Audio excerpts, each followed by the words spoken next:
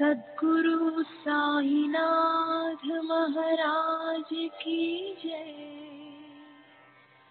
सद्गुरु श्री साईनाथुनि शरद बाबूजी की जय।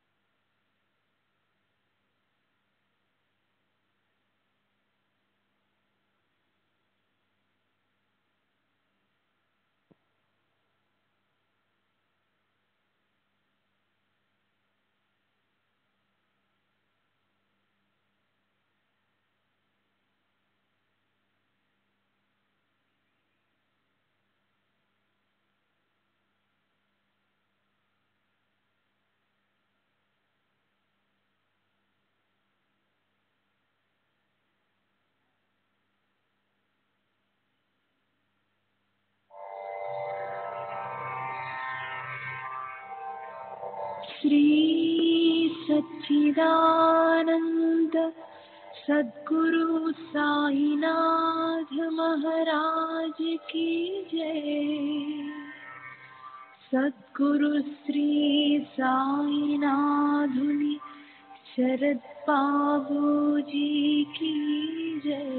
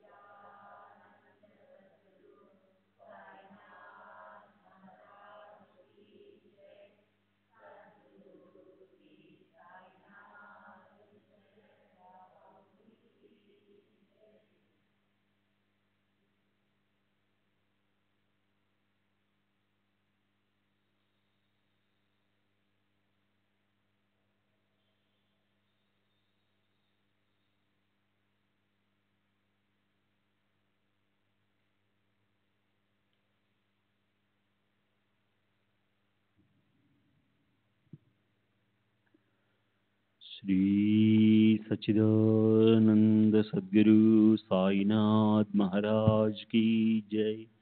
सद्गुरु श्री साईनाथ शरद बाबू जी की जय। శ్రీ సాయినాథాయ నమః. శ్రీ సాయి సచ్చరిత్రము 41వ అధ్యాయము. చిత్రపటం యొక్క వృత్తాంతము. గుడ్డపీలికలను దొంగిలించుట, జ్ఞానేశ్వరుడి చదువుట. చిత్రపటం యొక్క వృత్తాంతము. గత అధ్యాయంలో చెప్పిన ప్రకారము ఈ అధ్యాయంలో చిత్రపటం యొక్క వృత్తాంతమును చెప్పెదము. గత అధ్యాయంలోని విషయము జరిగిన 9 సంవత్సరములకు ఆలీ మహమ్మద్ హేమాడ్ పంతును కలిసి ఈ దిగువ కథను అతనికి చెప్పాను. ఒకనాడు బొంబాయి వీధులలో పోవునప్పుడు వీధిలో తిరిగి అమ్మువాని వద్ద ఆలీ మహమ్మద్ సాయిబాబా పటమును కొనెను. దానికి చట్రము కట్టించి తన బాంద్రా ఇంటిలో గోడకు వేలాడదీశాను. అతడు బాబాను ప్రేమించుటచే ప్రతిరోజు చిత్రపటము దర్శనం చేయుచుండెను. హేమాడ్ బంధుగా ఆ పటం ఇచ్చుటకు 3 నెలల ముందు అతడు కాలు మీద కురుపు లేచి బాధపడుచుండెను. దానికి శస్త్రచికిత్స జరిగెను. అప్పుడు అతడు బొంబాయిలోనున్న తన బావమరిదేగు నూర్ మహమ్మద్ పీరుబాయి ఇంటిలో పడి ఉండెను. బాంద్రాలో తన ఇల్లు 3 మాసముల వరకు మూయబడి ఉండెను.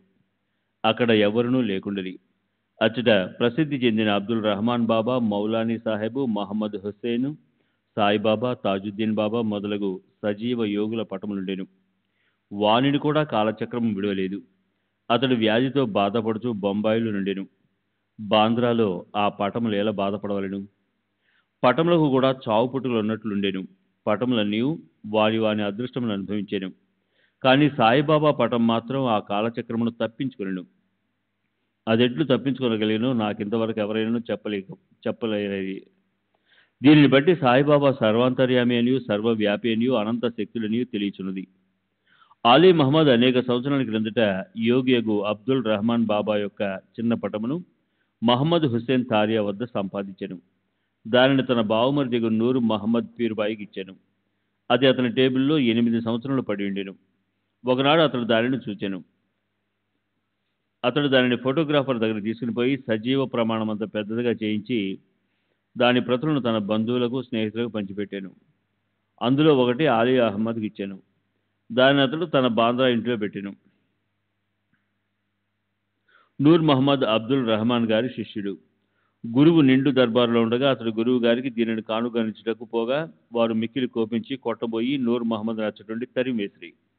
అతడు మిగులు విచారపడి చికాకు పొందెను. తన ద్రవ్యమంతా నష్టపడుటయేగాక గురువు గారి కోపమునకు, అసంతుష్టికి కారణమైన కదా అని చింతించెను.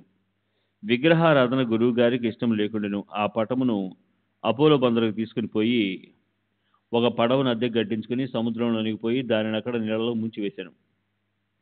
తన బంధువుల వద్ద నుంచి, స్నేహితుల వద్ద నుంచి పటములను తెప్పించి వారిని కూడా బాంద్రా సముద్రంలో ముంచెను. ఆ సమయంలో ఆలీ మహమ్మద్ తన బావమరిది ఇంట్లో ఉండెను. యోగుల పటములను సముద్రంలో పడవేయించో తన వ్యాధి కుదురునని బావమరిది చెప్పాను. అది విని ఆలీ మహమ్మద్ తన మేనేజర్ను బాంద్రా ఇంటికి పంపి అక్కడున్న పటములన్నింటినీ సముద్రంలో వేయించాను. 2 నెలల పిమ్మట ఆలీ మహమ్మద్ తన ఇంటికి తిరిగి రాగా బాబా పటం ఎప్పటి వరకు గోడ మీద నిలుచు గమనించి ఆశ్చర్యపడిను. తన మేనేజరు పటములన్నీ తీసివేసి బాబా పటం ఇట్లా అమర్చను అతనికే తెలియకుండాను. వెంటనే దానిని తీసి బీరువాలో దాచను. లేకున్నా తన బావుగారు దానిని చూచినచో దానిని కూడా నాశనం చేయనని భయపడాను. దాన్ని ఎవరికి ఇవ్వగలను, దానిని ఎవరు జాగ్రత్త పరిచెదరు, దానిని భద్రంగా ఎవరు ఉంచగలరు అనే విషయములను ఆలోచించుండగా సాయిబాబాయే ఇస్ము ముజావర్ను కలిసి వారి అభిప్రాయం ప్రకారం చేయవలసిందని తోచినట్లు చేశారు. ఆలీ మహమ్మద్ ఇస్ము ముజావర్ను కలుసుకొని జరిగిందంతా చెప్పాను. ఆ ఇరువురును బాగా ఆలోచించి ఆ పటమును హేమాడ్ పంతునకు ఇవ్వ నిశ్చయించడి. అతడు దానిని జాగ్రత్త పరచునని తోచెను. ఇద్దరును హేమాడ్ పంతు వద్దకు పోయి సరైన కాలంలో దానిని బహుకరించడి. ఈ కథను బట్టి బాబాకు భూత భవిష్యత్ వర్తమానములు తెలియనని చాకచక్యంగా సూత్రం లాగి తన భక్తుల కోరికలను ఎట్లు నెరవేర్చుడని కూడా తెలిసినది. ఎవరికైతే ఆధ్యాత్మిక విషయంలో ఎక్కువ శ్రద్ధయో వారిని బాబా ప్రేమించడేగాక వారి కష్టములను తొలగించి వారిని ఆనందభరితులుగా చేయుచుండరని రాబో కథ వలన తెలియను. శ్రీ సచ్చిదానంద సద్గురు సాయినాథ్ మహారాజ్ కీ జై. సద్గురు శ్రీ సాయినాథ్ శరద్ బాబూజీ కీ జై.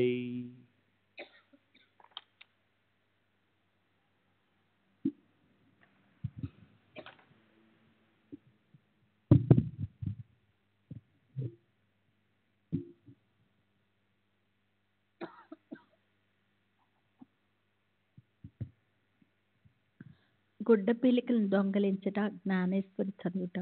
బివి దేవు దహన్లో మమలుతారు. అతడు జ్ఞానేశ్వరిని ఇతర మత గ్రంథములను చదవవల్లని చాలా కాలం నుండి కోరుచుండెను. భగవద్గీతపై మరాఠీ భాషలో జ్ఞానేశ్వరుడు రాసిన వ్యాఖ్యే జ్ఞానేశ్వరి.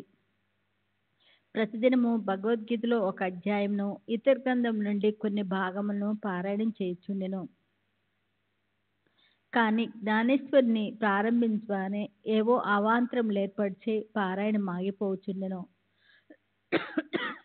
3 నెలలు సెలవు పెట్టి షిరిడీకి వెళ్ళి అక్కడి నుండి తన స్వగ్రామగు పౌండాకు పోయిను. ఇతర గ్రంథములన్నీ నచ్చటి చదవగలేను. కానీ జ్ఞానేశ్వర్ ప్రారంభించగానే ఏమో విపరీతమైన చెడ్డ ఆలోచనలు తన మనసున ప్రవేశించే చదవలేకుండెను. అతడెంత ప్రయత్నించినను కొన్ని పంక్తులు కూడా చదవలేకపోయాను. కాబట్టి బాబా తనకు ఆ గ్రంథమందు శ్రద్ధ కలుగు చేసినప్పుడే దాన్ని చదవమని వారి నోటి వెంట వచ్చినప్పుడే దాన్ని ప్రారంభించదననియు అంతవరకు దాన్ని తెరవననియు నిశ్చయం చేసుకున్నాను. అతడు 1914 సంవత్సరం ఫిబ్రవరి నెలలో కుటుంబ సమేతంగా షిరిడీకి వెళ్ళెను. అక్కడ ప్రతిదినము జ్ఞానేశ్వరి చదువుచుంటివా అని బాపు సాహెబ్ జోగు దేవుగారిని అడిగిను. దేవు తనకు అట్టి కోరిక కలదనియు కానీ దాన్ని చదువుటకు శక్తి చాలకుండాననియు బాబా ఆజ్ఞాపించినచో దాన్ని ప్రారంభించదననియు చెప్పెను. అప్పుడు జోగు ఒక పుస్తకం తీసుకుని బాబాకి ఇచ్చినచో దాన్ని వారు తాకి పవిత్రం చేసి ఇచ్చిదరనియు అప్పటి నుండి నిరాటకంగా చదవవచ్చుననియు దేవుకు సలహా ఇచ్చెను. బాబాకు తన ఉద్దేశం తెలియని కనుక దేవుగారు అట్లా చేయుటకు అంగీకరించలేదు. బాబా తన కోరికను గ్రహించలేరా? దాన్ని పారాయణించేయమని స్పష్టంగా ఆజ్ఞాపించలేరా అనెను.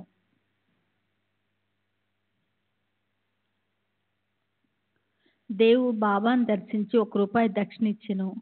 బాబా ₹20 దక్షిణ అడగగా దాన్ని చెల్లించెను.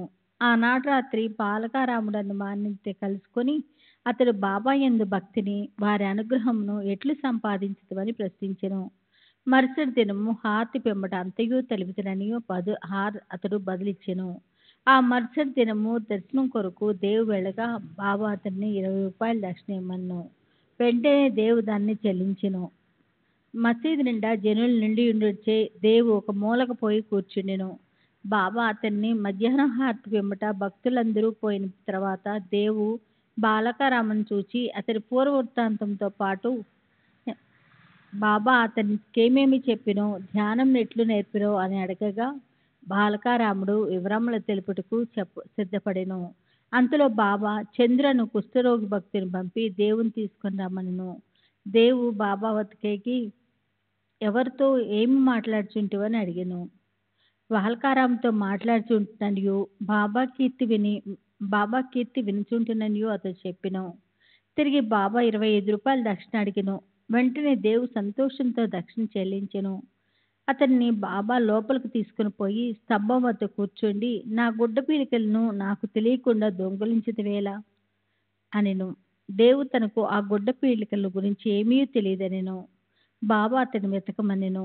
అతడు వెతికెను కానీ అచ్చట ఏమీ దొరకలేదు. బాబా కోపించి ఇట్లనెను, ఇక్కడ ఇంకెవరూ లేరు. నేను ఒక్కడవే దొంగవు. ముసలితనంచే వెంట్రుకలు పండినప్పటికీ ఇచ్చటికి దొంగలించుటకు వచ్చితివానని కోపగించెను. బాబా మతి చెడిన వాని వలె తిట్టి కోపగించి చివాట్లు పెట్టెను. దేవు నిశ్శబ్దంగా కూర్చుండెను.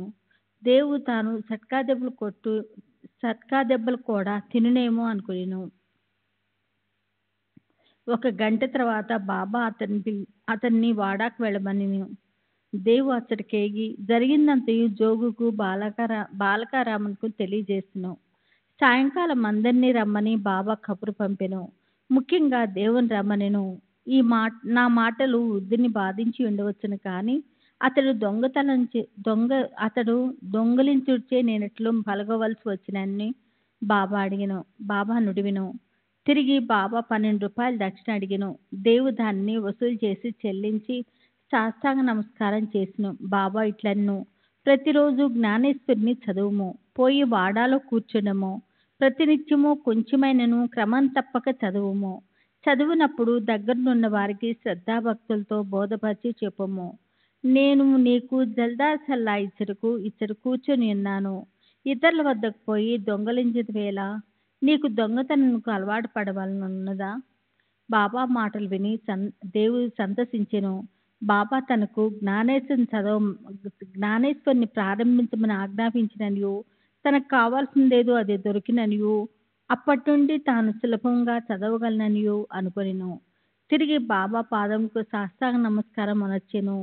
తాను శరణు వేడెను కనుక తనను బిడ్డగా నుంచి జ్ఞానేశ్వరుని చదవట్లో తోడ్పడవలసిందని బాబాను వేడుకొనెను.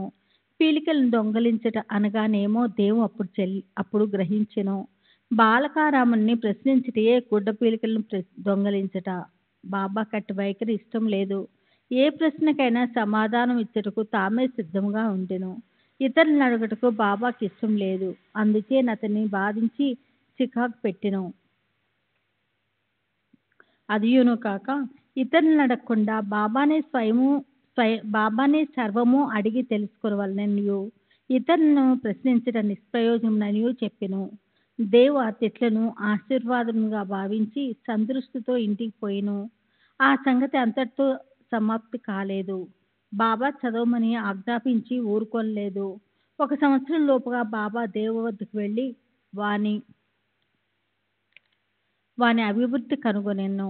1914 సంవత్సరం ఏప్రిల్ నెల 2వ తేదీ గురువారం మరియు ఉదయం బాబా స్వప్నంలో సాక్షాత్కరించి పై అంతస్తులో కూర్చుండి జ్ఞానేశ్వరి బోధపడుతున్నదా లేదా అని అడిగెను. లేదు అని దేవు జవాబిచ్చెను. బాబా, ఇంకా నువ్వు ఎప్పుడు తెలుసుకునేదవు? దేవు కండ్ల తడి పెట్టుకొని, నీ కృపను వర్షింపనిదే పారాయణము చికాగ్గానున్నది. బోధపడుట చాలా కష్టంగానున్నది. నేను దీనిని నిశ్చయంగా చెప్తున్నాను అనెను. బాబా, చదువునప్పుడు నీవు తొందరపడుచున్నావు. నా ముందర చదువుము, నా సమక్షమున చదువుము. దేవు, నీవు ఏమి చదవలను? బాబా, ఆధ్యాత్మిక చదువుము. పుస్తకం తీసుకుని వచ్చుటకు దేవ్ వెళ్ళెను. అంతలో మెలకు వచ్చి కళ్ళు తెరిచెను. ఈ దృశ్యం చూచిన పిమ్మట దేవుకెంత ఆనందము సంతోషము కలిగెను చదువులే గ్రహించరుగాక. 41వ అధ్యాయం సంపూర్ణము. 41వ అధ్యాయం సంపూర్ణము. సద్గురు శ్రీ సాయినాథార్పణమస్తు. శుభం భవతు. శ్రీ సచ్చిదానంద సద్గురు సాయినాథ్ మహారాజ్ की जय. सद्गुरु साईनाथ शरद बाबूजी की जय. శ్రీ సాయినాథాయ నమః. శ్రీ సాయి సచ్చరిత్రము 42వ అధ్యాయము. బాబా సమాధి చెందుటను ముందుగా సూచించుట. రామచంద్ర తాత్యా కోతే పాటిలుల మరణము తప్పించుట. లక్ష్మీబాయి షిండేకు దానము. బాబా సర్వజీవ వ్యాపి. ఈ అధ్యాయంలో బాబా తమ దేహమును చాలించిన వృత్తాంతము వర్ణింతము. గత అధ్యాయములలో చెప్పిన లీలలు, బాబా కృపయను కాంతిచే ఐహిక జీవితమందలి భయము ఎటుల త్రోసివేయగలమో, మోక్షమునకు మార్గము ఎట్లు తెలుసుకొనగలమో, మన కష్టములను సంతోషంగా ఎట్లు మార్చగలమో చెప్పును. సద్గురుని పాదార విందములను జ్ఞప్తి అందించుకొనినచో మన కష్టములు నశించును, మరణము దాని నైజమును కోల్పోవును, ఐహిక దుఃఖములు నశించును. ఎవరైతే తమ క్షేమమును కోరెదరో వారు శ్రీ సాయి లీలలను జాగ్రత్తగా వినవలెను. అది వారి మనసును పావనం చేయును. బాబా సమాధి చెందుటను ముందుగా సూచించుట. చదువుల్లో ఇదివరకు బాబా జీవిత కథలను వింటిరి. ఇప్పుడు వారు మహాసమాధిని ఎట్లు పొందిరో వినెదురుగాక. 1918 సెప్టెంబర్ 28వ తేదీన బాబాకు కొంచెం జ్వరం తగిలెను. జ్వరం 2-3 దినములుండెను. కానీ అటు తర్వాత బాబా భోజనం మానెను. అందుచేత క్రమంగా బలహీనులైరి. 17వ రోజు అనగా 1918వ సంవత్సరం అక్టోబర్ 15వ తేదీ మంగళవారం 2:30 గంటలకు బాబా భౌతిక శరీరంను విడిచిరి.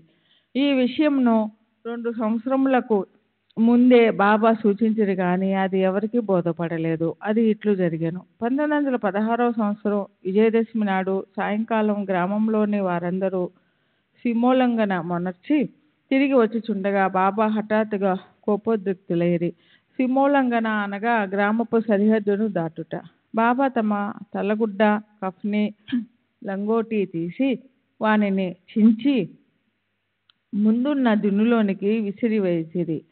దీని మూలంగా దుని ఎక్కువగా మండజూర్చెను. ఆ కాంతిలో బాబా మిక్కిలి ప్రకాశించెను. బాబా అక్కడ దిగంబరులై నిలిచి ఎర్రగా మండుతున్న కండ్లతో బిగ్గరగా ఇట్లు అరిచెను.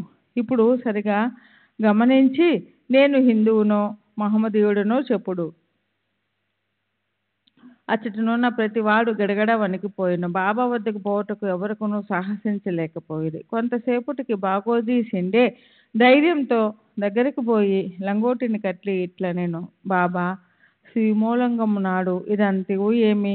ఈరోజు నా సీమోల్లంఘనం అనుచు బాబా సటకాతో నేలపై కొట్టెను. బాబా రాత్రి 11 గంటల వరకు శాంతించలేదు. ఆ రాత్రి చావడి ఉత్సవం జరుగునో లేదో అని అందరూ సంశయించిరి. 1 గంట తర్వాత బాబా మామూలు స్థితికి వచ్చెను. ఎప్పటి వలె దుస్తులు వేసుకొని చాడు ఉత్సవమునకు తయారయ్యను. ఈ విధంగా బాబా తాము దసరా నాడు సమాధి చెందుమని సూచించిది, కానీ అది ఎవరికీ అర్థం కాలేదు. దిగువ వివరించిన ప్రకారం బాబా మరి ఒక సూచన కూడా చేసిరి. రామచంద్ర తాత్య కోతే పాటిళ్ళ మరణం తప్పించుట. ఇది జరిగిన కొంతకాలం పిమ్మట రామచంద్ర పాటిల్ తీవ్రంగా జబ్బుపడెను. అతడు చాలా బాధపడెను. అన్ని ఔషధములు ఉపయోగించెను, కానీ అవి గుణము ఇవ్వలేదు. నిరాశ చెంది చావుకు సిద్ధంగా నుండెను. ఒకనాడు నడిరేయి బాబా అతని దిండు వద్ద నిలిచెను. పాటిల్ బాబా పాదములు పట్టుకొని, నేను నా జీవితంపై ఆశ వదులుకున్నాను. నేనెప్పుడు మరణించేదనో దయచేసి చెప్పుడు అనెను.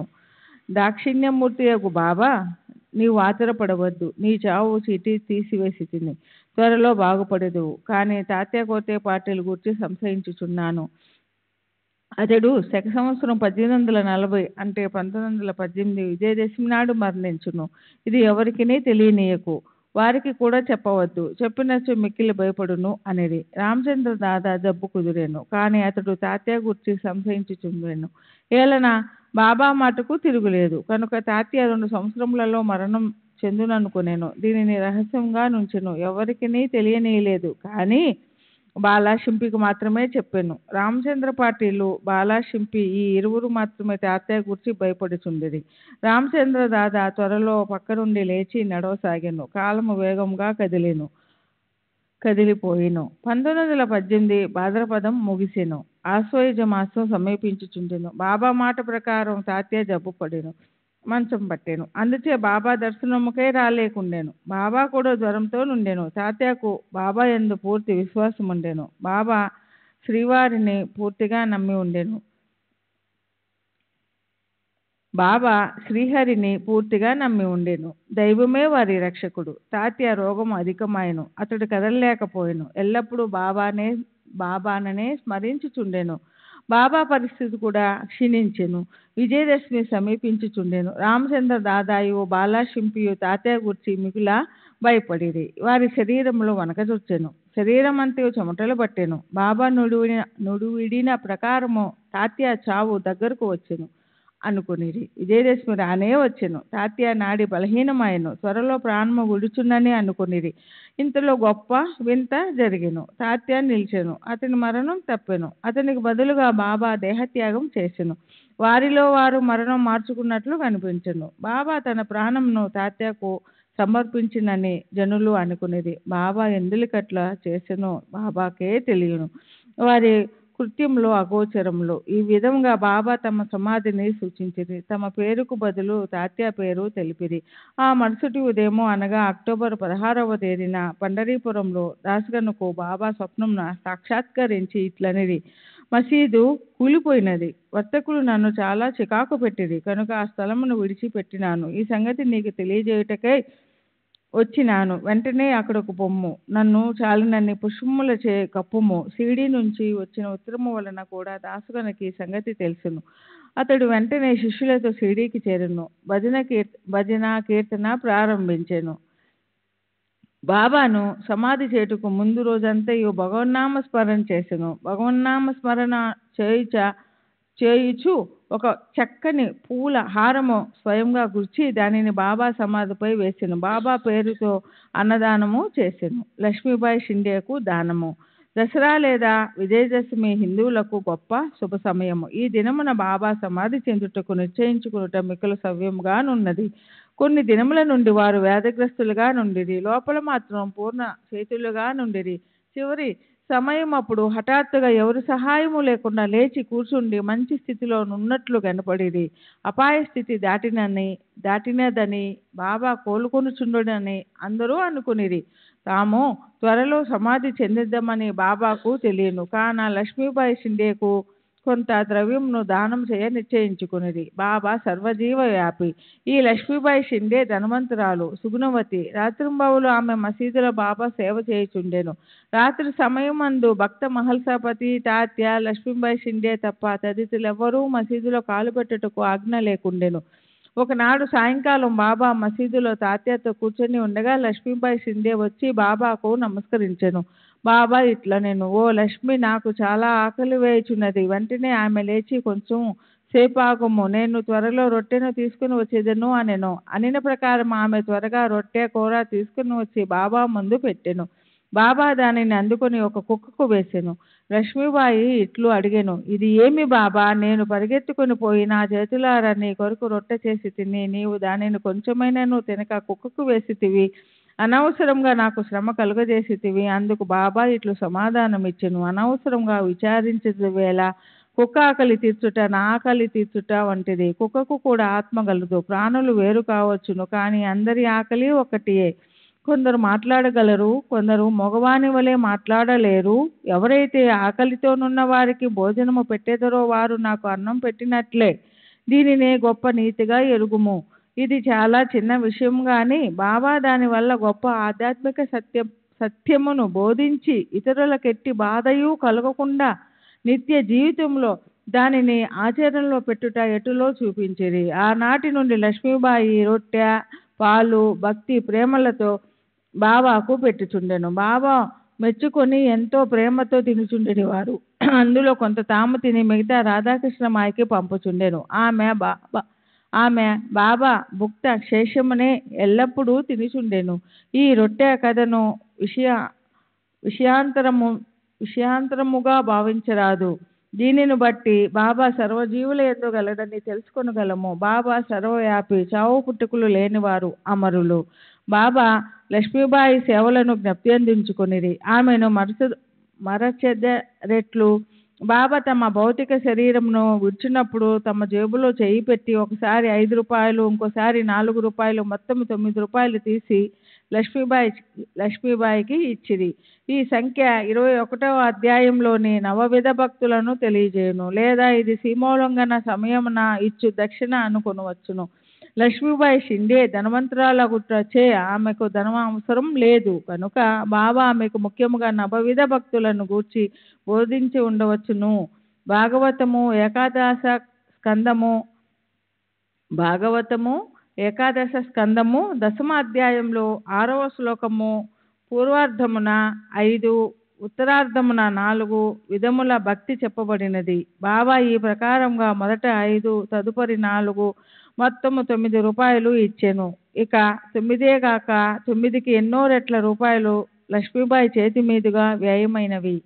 కానీ బాబా ఇచ్చిన ఈ 9 రూపాయలు ఆమె ఎన్నటికీ మరువదు. మిక్కిలి జాగరూకత మరియు పూర్ణ చైతన్యము కలిగి ఉండు బాబా అవసాన కాలమందు కూడా తగిన జాగ్రత్త పడెను. తమ భక్తులపై గల అనురాగముల యందు తగులుకొనకుండునట్లు వారందరినీ లేచి పొమ్మనిది. కాకాసాహెబ్ దీక్షిత్, బాబుసాహెబ్ బూటి మొదలగు వారు మసీదు నందు ఆందోళనతో బాబాను కనిపెట్టుకొని ఉండిరి. కానీ బాబా వారిని వాడకపోయి భోజనం చేసి రండనిది. వారు బాబాను విడువ లేకుండిరి, బాబా మాటను జవదాట లేకుండిరి. మనసునందు ఇష్టం లేనప్పటికీ వారు పోలేక మసీదు విడిచి పోయిరి. బాబా స్థితి అపాయకరముగా నుండునని వారికి తెలియను కనుక వారు బాబాను మరువలేకుండిరి. వారు భోజనమునకు కూర్చుండిరే కానీ వారి మనసు బాబాపై నుండెను. వారు భోజనం పూర్తి చేయక మునిపే బాబా తమ భౌతిక శరీరమును విడిచిరని వార్త వచ్చెను. భోజనములను విడిచిన అందరూ మసీదుకు పరిగెత్తిరి.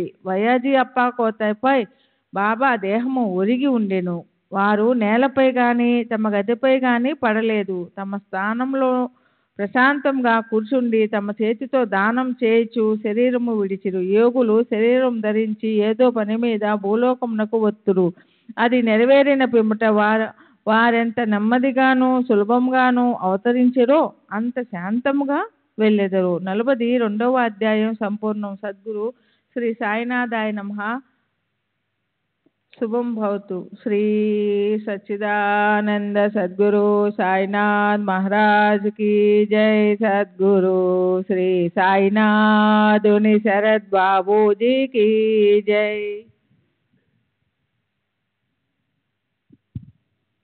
श्री सच्चिदानंद सद्गुरु साईनाथ महाराज की जय. सद्गुरु श्री साईनाथुनि शरद बाबूजी की जय. శ్రీ సాయినాథాయ నమః. శ్రీ సాయి సచ్చరిత్రము 43, 44 అధ్యాయములు. బాబా సమాధి చెందుట, ముందుగా సన్నాహము, ఇటుకరాయి విరుగుట, 72 గంటల సమాధి, బాపు సాహెబ్ జోగ్ సన్యాసము, అమృతతుల్యమగు బాబా పలుకులు, నేననగా నెవరు. 43 మరియు 44 అధ్యాయములు కూడా బాబా శరీర త్యాగం చేసిన కథనే వర్ణించునని కనుక వాటిని ఒకచోట చేర్చుట జరిగినది. ముందుగా సన్నాహము. హిందువులలో ఎవరైనా మరణించుటకు సిద్ధమహానున్నప్పుడు మత గ్రంథములు చదివి వినిపించుట సాధారణ ఆచారము. ఏలన ప్రపంచ విషయముల నుండి అతని మనస్సును మరలించి భగవద్ విషయములందు లీనమునర్చినచో అతడు పరమును సహజముగాను సులభముగాను పొందును. పరీక్షన్ మహారాజు బ్రాహ్మణ ఋషి బాలునిచే శపింపబడి వారము రోజులలో చనిపోవుటకు సిద్ధముగానున్నప్పుడు గొప్ప యోగియగు శుకుడు భాగవత పురాణమును ఆ వారములో బోధించెను. ఈ అభ్యాసం ఇప్పటికీ అలవాటులోనున్నది. చనిపోవుటకు సిద్ధముగానున్న వారికి గీత, భాగవతము మొదలు గ్రంథములు చదివి వినిపించెదరు. కానీ బాబా భగవంతుని అవతారమగుటచే వారికి అట్టిది అవసరము లేదు. కానీ బాబా ఇతరులకు ఆదర్శముగానుండుటకు ఈ అలవాటును పాటించిరి.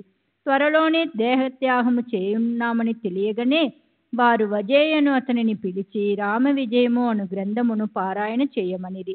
అతడు వారము రోజులలో గ్రంథమును ఒకసారి పఠించెను. తిరిగి దానిని చదువుమని బాబా ఆజ్ఞాపింపగా అతడు రాత్రింబవళ్ళు చదివి 3 దినములలో 2వ పారాయణం పూర్తి చేసెను. ఈ విధముగా 11 దినములు గడిచెను. అతడు తిరిగి 3 రోజులు చదివి అలసిపోయెను. బాబా అతనికి సెలవిచ్చి పొమ్మనెను. బాబా నెమ్మదిగా నుండి ఆత్మానుసంధానములో మునిగి చివరి క్షణమునకై ఎదురు చూచుచుండిరి.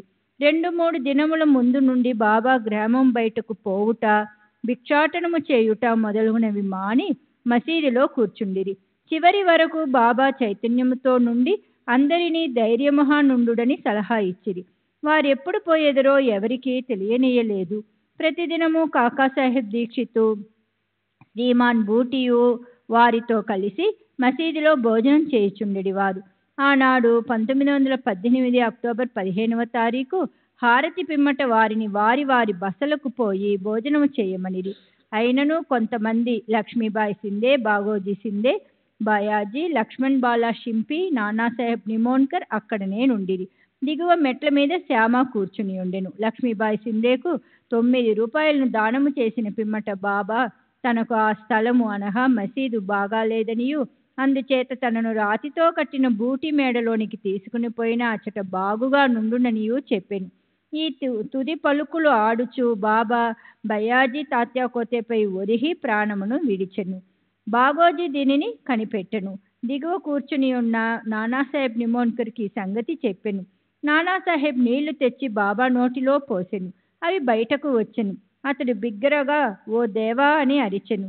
అంతలో బాబా కళ్ళు తెరచి మెల్లగా ఆ అనెను. బాబా తమ భౌతిక శరీరమును విడిచిపెట్టినని తేలిపోయెను.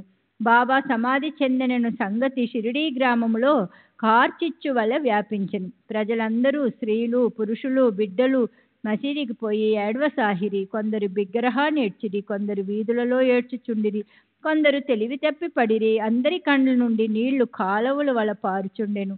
అందరూ విచారగ్రస్తులయ్యిరి. కొందరు సాయిబాబా చెప్పిన మాటలు జ్ఞాపకము చేసుకున్న మొదలిడిరి.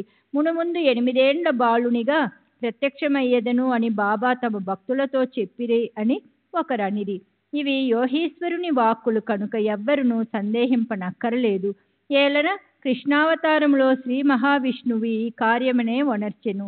సుందర శరీరముతో ఆయుధములు గల చతుర్భుజములతో శ్రీకృష్ణుడు దేవకీదేవికి కారాహారమున 8 ఏండ్ల బాలుడుగానే ప్రత్యక్షమయ్యను. ఆ అవతారమున శ్రీకృష్ణుడు భూమి భారమును తగ్గించెను. ఈ అవతారము అనగా సాయిబాబా భక్తులను ఉద్ధరించుటకై వచ్చినది కనుక సంశయింప కారణం ఏమున్నది? యోగుల జాడలు అగమ్య గోచరములు. సాయిబాబాకు తమ భక్తులతోడి సంబంధం ఈ ఒక్క జన్మతోడిది కాదు, అది కడచిన 72 జన్మల సంబంధము. ఇట్టి ప్రేమ బంధములు కలిగించిన ఈ మహారాజు సాయిబాబా ఎచ్చటికో పర్యటనకై పోయినట్లు అనిపించుట వలన వారు శీఘ్రముగానే తిరిగి వత్తురు అను దృఢ విశ్వాసము భక్తులకు కలదు. బాబా శరీరమును ఎట్లు సమాధి చేయవలను అని విషయము గొప్ప సమస్యయాయను. కొందరు మహమ్మదీయులు బాబా శరీరమును ఆరు బయట సమాధి చేసి దానిపై గోరి కట్టవలను అనిరి.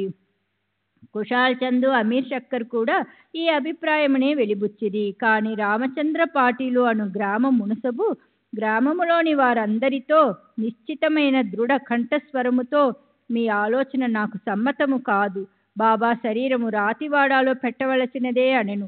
అందుచే గ్రామస్తులు 2 వర్గములుగా విడిపోయి ఈ వివాదము 36 గంటలు జరిపిరి. బుధవారం ఉదయము గ్రామములోని జ్యోతిష్కుడును శ్యామాకు మేనమామయును అగు లక్ష్మణ్ మామ జోషికి బాబా స్వప్నములో కాన్పించి చేయి పట్టి లాహి ఇట్లనెను, త్వరహా లెమ్ము, బాపు సాహెబ్ నేను మరణించి తిని అనుకునుచున్నాడు. అందుచే అతడు రాడు. నీవు పూజ చేసి కాకడ హారతిని ఇమ్ము. లక్ష్మణ్ మామ సనాతనాచార పరాయణుడైన బ్రాహ్మణుడు. ప్రతిరోజు ఉదయము బాబాను పూజించిన పిమ్మట తక్కిన దేవతలను పూజించుచుండెడివాడు. అతనికి బాబా యందు పూర్ణ భక్తి విశ్వాసములుండెను. ఈ దృశ్యమును చూడగానే పూజా ద్రవ్యముల పళ్ళమును చేతధరించి మౌల్వీలు ఆటంకపరుచుచున్నను పూజను హారతిని చేసి పోయెను. మిట్ట మధ్యాహ్నము బాపుసాహెబ్ జోగ్ పూజా ద్రవ్యములతో అందరితో మామూలుగా వచ్చి మధ్యాహ్న హారతిని నెరవేర్చెను. బాబా తుది పలుకులను గౌరవించి ప్రజలు వారి శరీరమును వాడాలో నుంచుటకు నిశ్చయించి అతటి మధ్యబాహమును త్రొవ్వుట ప్రారంభించిరి. మంగళవారము సాయంకాలము రహతా నుండి సబ్ ఇన్స్పెక్టర్ వచ్చెను. ఇతరులు తక్కిన స్థలముల నుండి వచ్చిరి. అందరూ దానిని ఆమోదించిరి. ఆ మరుసటి ఉదయము అమీర్బాయ్ బొంబాయి నుండి వచ్చెను. కోపర్గాం నుండి మామల్తదారు వచ్చెను. ప్రజలు భిన్న అభిప్రాయములతో నున్నట్లు తోచెను. కొందరు బాబా శరీరమును బయటనే సమాధి చేయవలెనని పట్టుబట్టిరి. కనుక మామల్తదారి ఎన్నిక ద్వారా నిశ్చయించవలెను అనెను. వాడాను ఉపయోగించుటకు 2 రెట్ల కంటే ఎక్కువ ఓట్లు వచ్చెను. అయినప్పటికీ జిల్లా కలెక్టర్తో సంప్రదించవలెనని అతడు అనెను. కనుక కాకాసాహెబ్ దీక్షిత్ అహ్మద్ నగర్ పోవుటకు సిద్ధపడెను. ఈ లోపల బాబా ప్రేరణ వల్ల 2వ పార్టీ యొక్క మనస్సు మారెను. అందరూ ఏకగ్రీవముగా బాబాను వాడాలో సమాధి చేయుటకు అంగీకరించిరి. బుధవారము సాయంకాలము బాబా శరీరమును ఉత్సవముతో వాడాకు తీసుకుని పోయిరి. మురళీధరుని కొరకు కట్టిన చోట శాస్త్రోక్తముగా సమాధి చేసిరి. యథార్థముగా బాబాయే మురళీధరుడు. వాడా దేవాలయమయ్యెను. అది యొక్క పూజా మందిరం అయ్యెను. అనేక మంది భక్తులు అచ్చటకు పోయి శాంతి సౌఖ్యములు పొందుచున్నారు. ఉత్తర క్రియలు బాలాసాహెబ్ బాటే ఉపాసని బాబా నెరవేర్చిరి. ఉపాసని బాబా బాబాకు గొప్ప భక్తుడు. ఈ సందర్భంలో ఒక విషయము గమనించవలెను. ప్రొఫెసర్ నార్కే కథనము ప్రకారము బాబా శరీరము 36 గంటలు గాలి పట్టినప్పటికీ అది బిగిసిపోలేదు. అవయవములు అన్నీయూ సాగుచుండెను. బాబా కఫ్ని చింపకుండా సులభముగా తీయగలిగిరి. శ్రీ సచిదానంద సద్గురు సాయినాథ్ మహారాజ్ కీ జై. సద్గురు శ్రీ సాయినాథ్ నిసరత్ బాబూజీ కీ జై.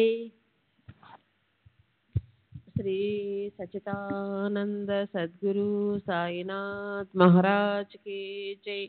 సద్గురు శ్రీ సాయినాథ్ నిసరత్ బాబూజీ కీ జై. ఇటుకరాయి విరుగుట. బాబా భౌతిక శరీరమును విడుచుటకు కొన్ని దినముల ముందు ఒక దుశ్శకునమయ్యెను. మసీదులో ఒక పాత ఇటుక ఉండెను. బాబా దానిపై చేయి వేసి ఆనుకొని కూర్చుండేవారు. రాత్రులందు దానిపై ఆనుకొని ఆసనస్థులగుచుండిరి. అనేక సంవత్సరములిట్లు గడిచెను. ఒకనాడు బాబా మసీదులో లేనప్పుడు ఒక బాలుడు మసీదును శుభ్రపరచుచు దానిని చేతితో పట్టుకుని ఉండగా అది చేతి నుండి జారి క్రిందపడి 2 ముక్కలైపోయెను. ఈ సంగతి బాబాకు తెలియగానే వారు మిగుల చింతించి ఇట్లని ఏడ్చిరి.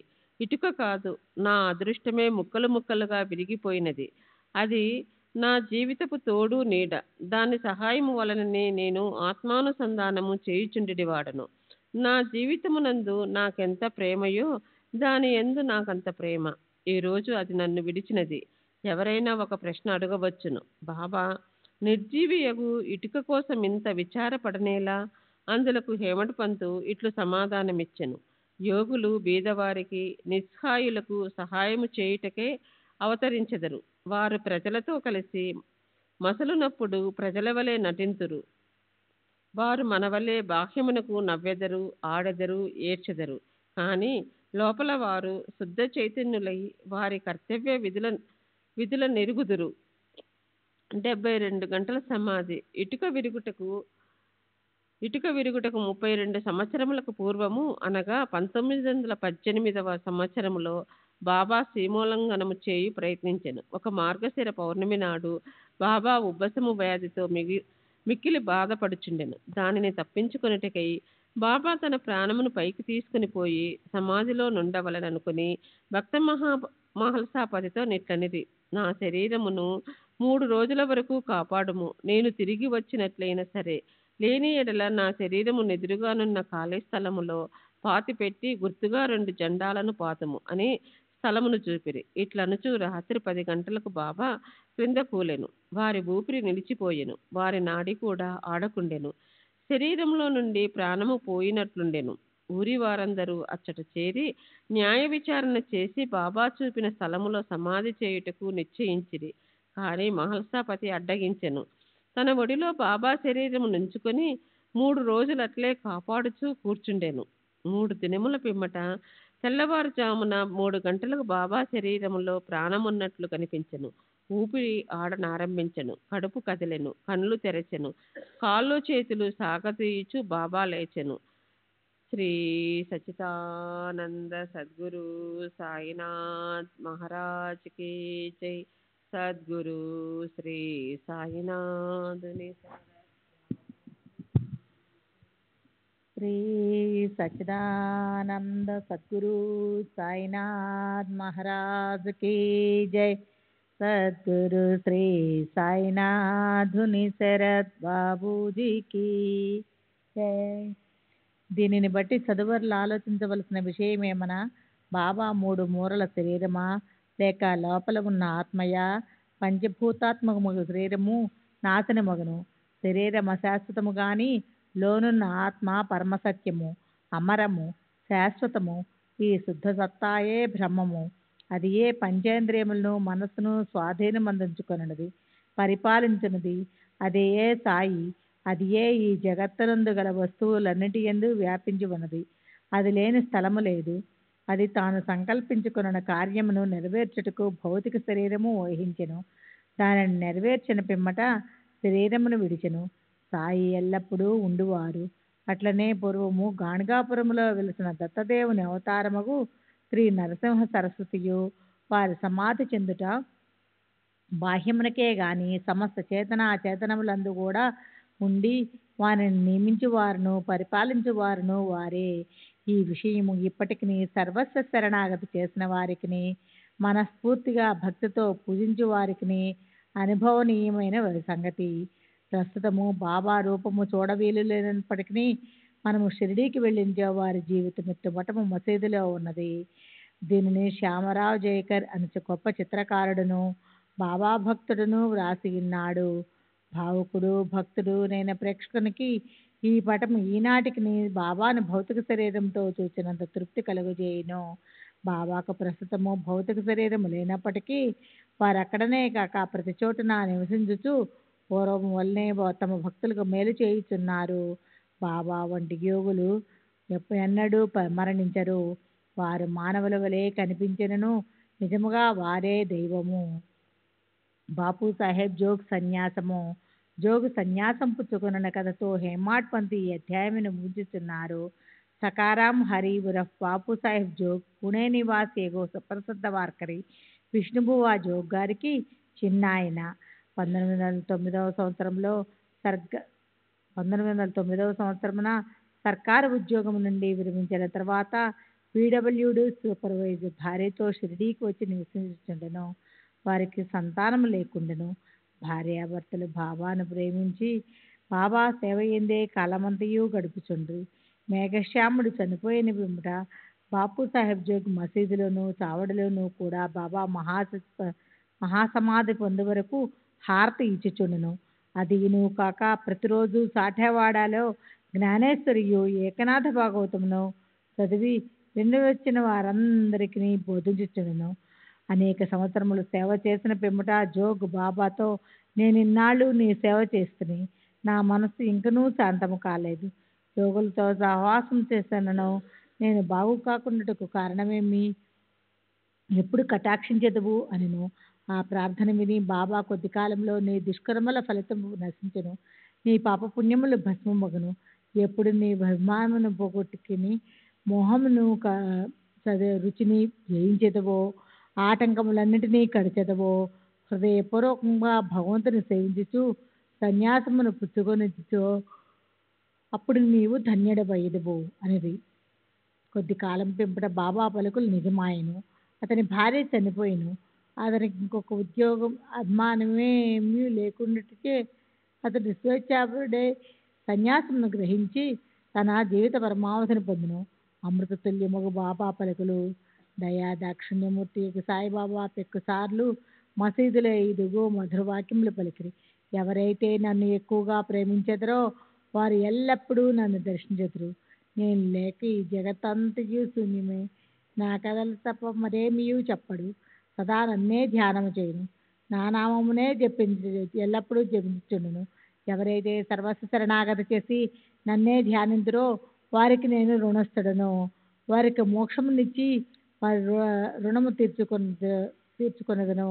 ఎవరైతే నన్నే చింతించుచు నా గూర్చియే దీక్షతో ఉందరో, ఎవరైతే నాకు అర్పించిందే ఏమియో తినరో అటు వారిపై నేను ఆధారపడి ఉండును. ఎవరైతే నా సన్నిధానమునకు వచ్చిదరో వారు నది సముద్రంలో కలిసిపోయినట్లు నాలో కలిసిపోవుదురు. కనుక నీవు గర్వము అహంకారము లేశమైనా లేకుండా నీ హృదయంలో ఉన్న నన్ను సర్వస్వ శరణాగతి వేడవలను. నేననగా ఎవరు, నేను అనగా ఎవరో సాయిబాబా ఎన్నోసార్లు బోధించిరి. వారిట్లండ్రి, నన్ను వెదుగుటకు నువ్వు దూరము కానీ మరెచ్చటకు కానీ పోనక్కర్లేదు. నీ నామము నీ ఆకారము విడిచినచో నీలోనే కాక అన్ని జీవులలోనూ చైతన్యము లేదా అంతరాత్మ అని ఒకటి ఉండను. అదే నేను. దీనిని నీవు గ్రహించి నీలోనే కాక అన్నిటిలోనూ నన్ను చూడుము. దీనిని నీవు అభ్యసించినచో సర్వవ్యాపకత్వము అనుభవించి నాలో ఐక్యము పొందుదువు. హేమాడ్ పంతు చదువులకు ప్రేమతో నమస్కరించి వేడిందేమనగా వారి వినయ విధేయతలతో దైవమును యోగులను భక్తులను ప్రేమింతురుగాక. బాబా పెక్కుసార్లు ఎవరైతే ఇతరులను నిందించుదరో వారు నన్ను హింసించిన వారగుదురు. ఎవరైతే బాధలు అనుభవించెదరో ఓర్చుకుందరో వారు నాకు ప్రీతి కూర్చోదురు అని చెప్పిరి కదా. బాబా సర్వవస్తు జీవ సముదాయంలో ఐక్యమై ఉన్నారు. భక్తులకు నలుప్రక్కలా నిలిచి సహాయపడుతురు. సర్వజీవులను ప్రేమించడం తప్ప వారు మరేమీ కోరరు. ఇటు శుభమైన పరిశుభ్రమైన అమృతము వారి పెదవుల నుండి స్రవించుచును. హేమాడ్ పంతు ఇట్లా ముగించుతున్నారు. ఎవరు బాబా కీర్తిని ప్రేమతో పాడిదరో, ఎవరు వినిదరో భక్తితో ఎవరు దానిని భక్తితో వినుదరో ఉభయులను సాయిలో ఐక్యమగుదురు. 43, 44 అధ్యాయంలో సంపూర్ణము. సద్గురు శ్రీ సాయినాథార్పణము. శుభమూర్తి. శ్రీ సచ్చిదానంద సద్గురు సాయినాథ్ మహారాజ్ की जय. సద్గురు సాయినాథుని శరత్ బాబూజీ జై. శ్రీ సచ్చిదానంద సద్గురు సాయినాథ్ మహారాజ్ की जय. సద్గురు శ్రీ సాయినాథుని శరత్ బాబూజీ की जय. శ్రీ సాయినాథాయ నమః. శ్రీ సాయి సచ్చరిత్రము 7వ రోజు పారాయణము, బుధవారము, 45వ అధ్యాయము. కాకా సాహెబ్ సంశయము, ఆనందరావు అనుభవము. కొయ్యబల్ల మంచం బాబాదే, మాల్సాపతిది కాదు. గత 3 అధ్యాయములలో బాబా రివంగుతులగుటు కూర్చి చెప్పితిమి. వారి భౌతిక శరీరము మన దృష్టి నుండి నిష్క్రమించును, కానీ వారి అనంత స్వరూపము లేదా సాయి శక్తి ఎల్లప్పుడూ నిలిచియే ఉండును. ఇప్పటి వరకు వారి జీవిత కాలములో జరిగిన లీలలను చెప్పితిమి. వారు సమాధి చెందిన పిమ్మట కొత్త లీలలు జరుగుతున్నవి. దీనిని బట్టి బాబా శాశ్వతముగా నున్నారనియు తమ భక్తులకు పూర్వం వలె తోడ్పడుచున్నారనియు తెలియచున్నది. ఎవరైతే బాబా సమాధి చెందకముందు వారిని చూచినారో వారు నిజముగా అదృష్టవంతులు. అట్టి వారిలో ఎవరైనా ప్రపంచ సుఖములందు వస్తువులందు మమకారం పోగొట్టుకొనిన సో వారి మనసులు భావత్పరము కానిచే అది వారి దురదృష్టమని చెప్పవచ్చును. అప్పుడే కాదు, ఇప్పుడు కూడా కావలసినది బాబా యందు హృదయపూర్వకమైన భక్తి. మన బుద్ధి ఇంద్రియ విషయములు మనసు బాబా సేవలో ఐక్యమై కావాలను. కొన్నిటిని మాత్రమే సేవలో లయం చేసి తక్కిన వాణిని వేరే సంచరించున్నట్లు చేసినచో ప్రయోజనం లేదు. పూజ గాని ధ్యానం గాని చేయ పూనుకొనినచో దానిని మనస్పూర్వకముగా ఆత్మశుద్ధితోడను చేయవలెను. ప్రతివ్రతకు తన భర్త యందు గల ప్రేమను గురువు నందు చూపవలసిన ప్రేమతో పోల్చెదరు. అయినప్పటికీ మొదటిది రెండవ దానితో పోల్చుటకే వీలు లేదు. జీవిత పరమావధిని పొందుటకు తండ్రి గాని తల్లి గాని సోదరుడు గాని ఇంకా తదితరులు బంధువులు ఎవ్వరు గాని తోడ్పడరు. ఆత్మ సాక్షాత్కారమునకు దారిని మనమే వెతుక్కొని ప్రయాణము సాగించవలేను. నిత్యములకు భేదము తెలుసుకొని ఇహలోక పరలోకములలోని విషయ సుఖములను త్యజించి మన బుద్ధిని మనసును స్వాధీనముందు ఉంచుకొని మోక్షమును కాంక్షించవలేను. ఇతరులపై ఆధారపడుట కంటే మన స్వశక్తి యందు మనకు పూర్తి నమ్మకము ఉండవలేను. ఎప్పుడైతే మనము నిత్యములకు గల భేదమును పాటించదమో ప్రపంచము అబద్ధము తెలుసుకొనేదము. దాని వలన ప్రపంచ విషయములందు మోహం తగ్గి మనకు నిర్మోహము కలుగును. క్రమముగా గురువే పరబ్రహ్మ స్వరూపమనియు కావున వారొక్కరే నిజమనియు గ్రహించదము. వారు ఈ జగత్తును జయించిన వారును ప్రపంచమున అతీతులు. అప్పుడే వారిని ప్రతి జీవరాశి యందు చూడగలిగి పూజించదము. ఇదియే అద్వితీయ భజనము లేదా పూజ. ఎప్పుడైతే మనము బ్రహ్మంను లేదా గురుని హృదయపూర్వకముగా ధ్యానించదమో మనము కూడా వారిలో ఐక్యమయ్య ఆత్మ సాక్షాత్కారం పొందెదము. వేయేల గురువు నామము జపించుచు వలనను వారి స్వరూపంనే మననము ఉంచుకొని ధ్యానించుట చేతను వారిని సర్వజంత జీవకోటి యందు చూచుటకు అవకాశం కలుగును. మనకది శాశ్వతానందమును కలుగు చేయును. ఇది దిగువ కథ దీనిని విశదీకరించును. శ్రీ సచ్చిదానంద సద్గురు సాయినాథ్ మహారాజ్ की जय. सद्गुरु श्री साईनाथुनि शरद बाबू जी की.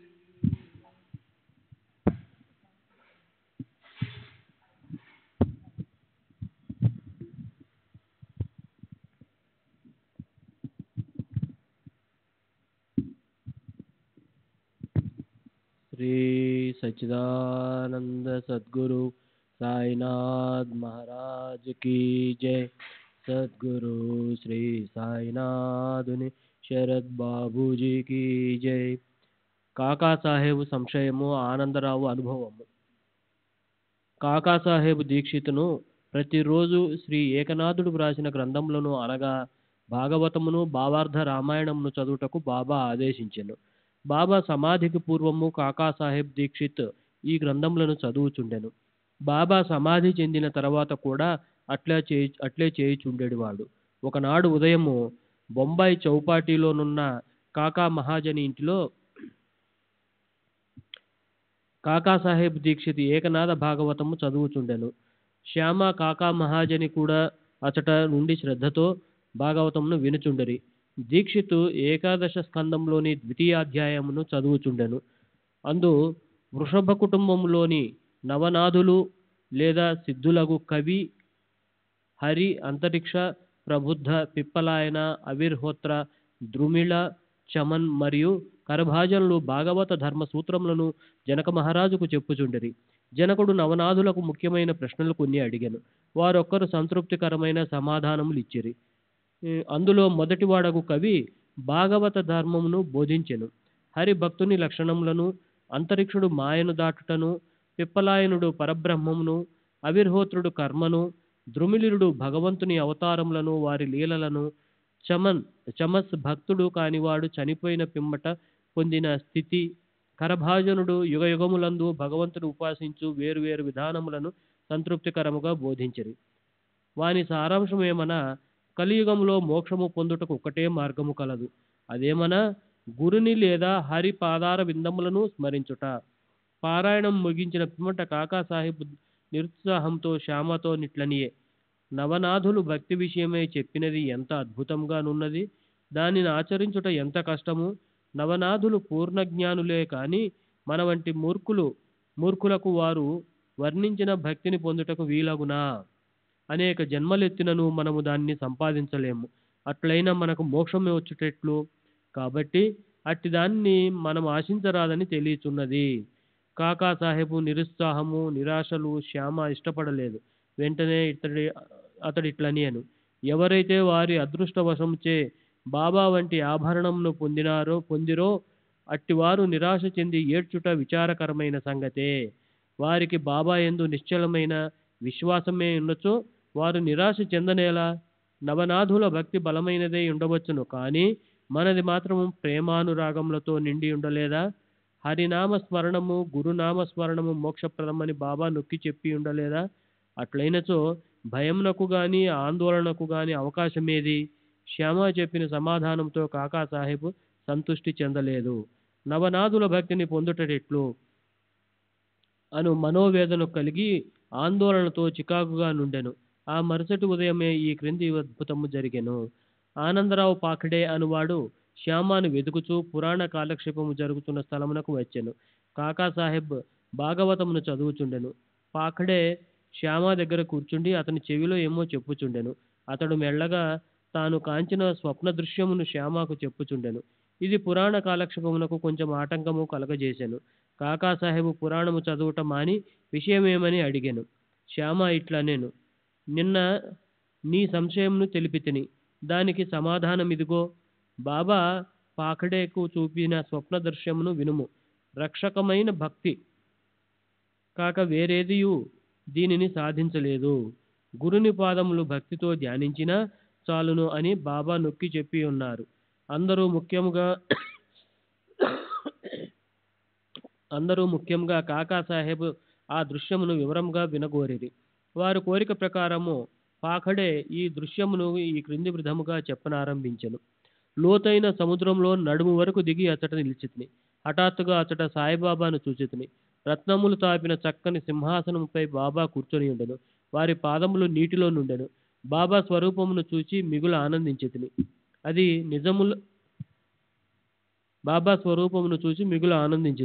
అది నిజము వలె నుండినే కానీ స్వప్నం వలె కానరాకుండెను. దానిని నేను స్వప్నమని అనుకోలేదు. మాధవరావు కూడా అచట నిలిచియుండెను. శ్యామ ఆనందరావు బాబా పాదములపై పడుము అని సలహానిచ్చెను. నాకు కూడా నమస్కరించవలననియే ఉన్నది, కానీ వారి పాదములు నీటిలోనున్నవి కనుక నా శిరస్సును వారి పాదములపై ఎట్లుంచగలను? నేను నిస్సహాయుడను అని నేనంటిని. అది విని అతడు బాబాతో ఇట్లనెను, ఓ దేవా, నీటిలో నిన్న నీ పాదములను బయటకు తీయుము. వెంటనే బాబా తన పాదములను బయటికి తీసిరి. క్షణమైన ఆలస్యం చేయక నేను వారి పాదములకు మొక్కితిని. దీనిని చూచి బాబా నన్ను దీవించి ఇట్లనెను, ఇక పొమ్ము, నీవు క్షేమమును పొందెదవు. భయము గాని ఆందోళన గాని అవసరము లేదు. శ్యామకు పట్టుపంచి ఒకటి దానము చేయము, దానివల్ల మేలు పొందెదవు. బాబా ఆజ్ఞానుసారము పాకడే పట్టుదోవతిని తెచ్చెను. మాధవరావుకు ఇవ్వవలసినదని కాకాసాహెబును వేడెను. శ్యామ అందులకు ఒప్పుకొనలేదు. ఏలాన బాబా తనకు అట్టి సలహానివ్వలేదు కనుక కొంత వివాదము జరిగిన పిమ్మట కాకాసాహెబ్ చీట్లు వేసి తెలుసుకొనుటకు సమ్మతించెను. సంశయ విషయములందు చీటీ వేసి సంశయమును తీర్చుకొనుట కాకాసాహెబ్ స్వభావము. పుచ్చుకొనుము, నిరాకరించుము అను 2 చీటీలు వ్రాసి బాబా పాదుకులపై వద్ద పెట్టిరి. ఒక బాలెంతో అందులో ఒకదాన్ని తీయించిరి. పుచ్చుకొనుమను చీటీ ఎంచుటచే మాధవరావుకు ధోతి వచ్చిరి. దానిని శ్యామ అంగీకరించెను. ఇద్దరును సంతుష్టి చెందిరి. కాకాసాహెబ్ సంశయమును తీరెను. శ్రీ సచ్చిదానంద సద్గురు సాయినాథ్ మహారాజ్ की जय. सद्गुरु श्री साईनाथनि शरद बाबूजी की जय.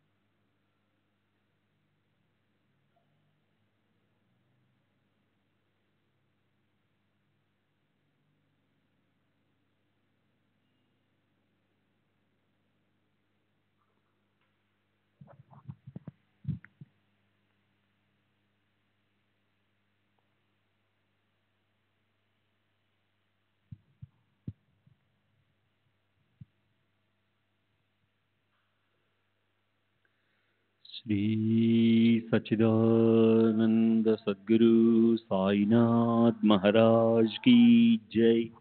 सद्गुरु श्री साईनाथ शरद बाबू जी की जय। साई रहम नजर करना, बच्चों का पालन करना। साई रहम नजर करना, बच्चों का पालन करना। जाना तुमने जगत पसारा, सब ही झूठ जमाना। जाना तुमने जगत पसारा, सब ही झूठ जमाना। साई रहम नजर करना, बच्चों का पालन करना। साई रहम नजर करना, बच्चों का पालन करना। मैं अंधा हूँ बंदा आपका, मुझसे पथ दिखलाना। मैं अंधा हूँ बंदा आपका, मुझसे पथ दिखलाना। साई रहम नजर करना, बच्चों का पालन करना।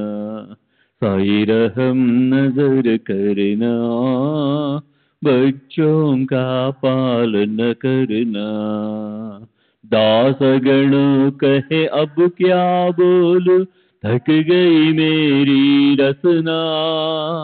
दास गण कहे अब क्या बोलूं, थक गई मेरी रसना।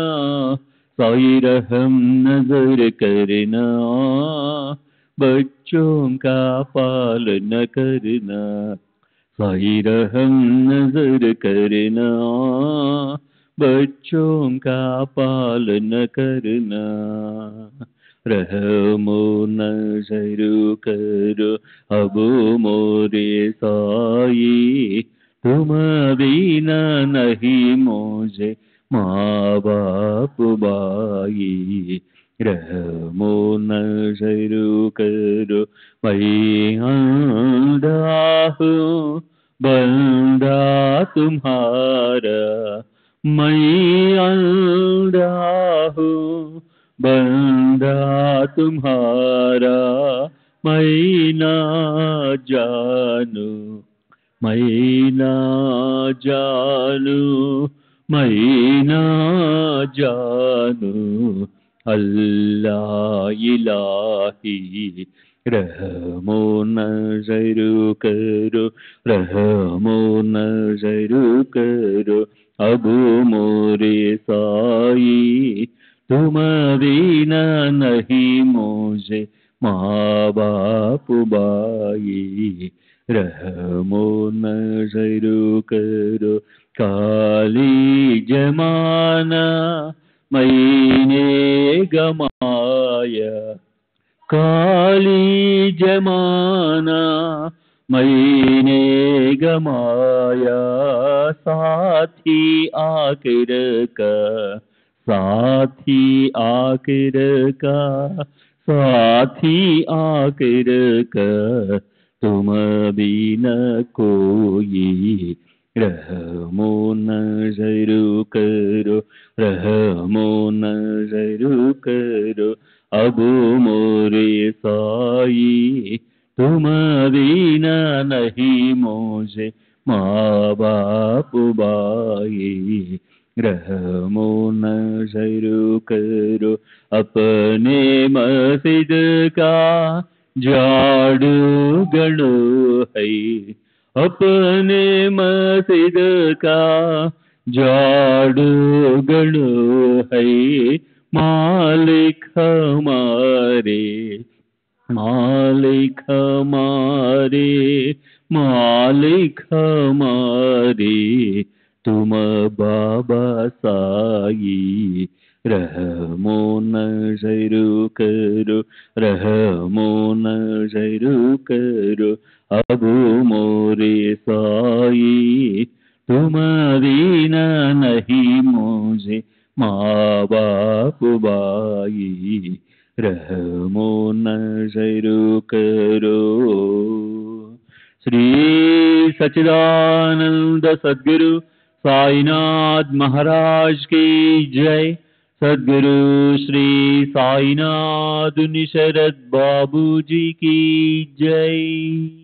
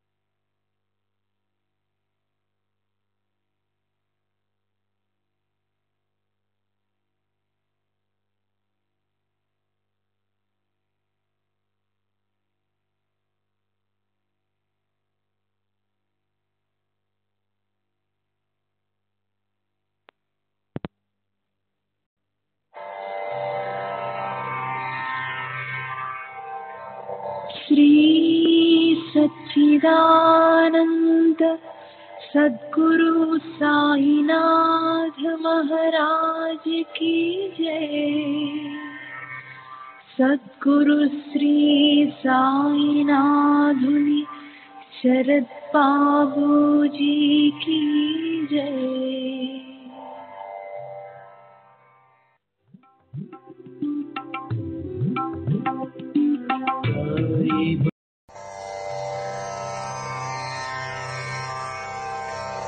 श्री सच्चिदानंद सद्गुरु साईनाथ महाराज की जय। सद्गुरु श्री साईनाथुनि शरद बाबू जी की जय।